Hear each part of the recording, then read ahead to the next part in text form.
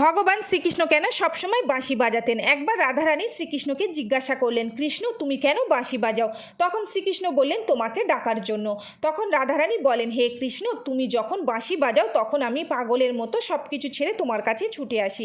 এই কথা শুনে শ্রীকৃষ্ণ বলেন, এমন কি আছে আমার এই বাঁশির মধ্যে? তখন রাধারানী বললেন, তুমি আমার এই প্রেম বিরহ কখনোই বুঝতে পারবে না।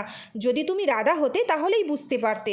তখন শ্রীকৃষ্ণ বললেন, আচ্ছা, যদি তুমি কৃষ্ণ হতে আর আমি রাধা হতাম তাহলে কি করতে? তখন রাধারানী বলেন, যখন আমি দেখতাম তুমি আমার বিরহে আমার মতো ছটফট করছো তখন তোমার মতোই আমারও আনন্দ অনুভব হতো।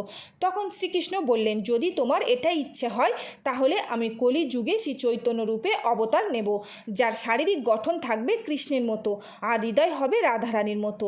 1486 সালে ফাল্গুন পূর্ণিমার তিথিতে শ্রী চৈতন্য মহাপ্রভুর জন্ম হয়। তিনি ছিলেন সাক্ষাৎ রাধা এবং কৃষ্ণের মিলিত অবতার।